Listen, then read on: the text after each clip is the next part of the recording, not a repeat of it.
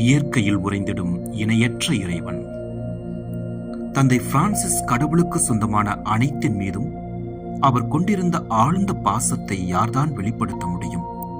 அவர் படைப்புகள் அனைத்திலும் படைத்தவரின் ஞானத்தையும் ஆற்றலையும் நன்மைத்தனத்தையும் தியானிக்கும் போது அவர் இனிமையை அனுபவித்தார்.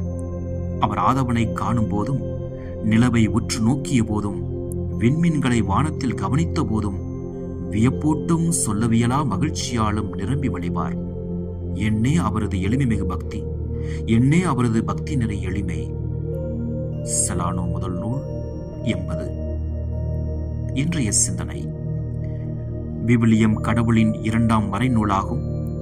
கடவுளின் முதல் மறைநூல் இயற்கையாகும்.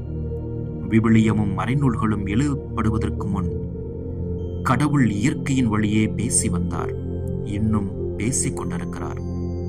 முதல் மறைநூலை புரிந்து கொள்ளாதவர் இரண்டாம் மறைநூலை புரிந்து கொள்வது அரிது. காரணம், மறைநூலில் தரப்பட்ட உண்மைகள் படைப்புகளில் ஒளித்துக் கொண்டிருக்கின்றன. காரணம், படைப்புகள் அனைத்தும் கடவுளின் வார்த்தையின் எதிரொலிகளே.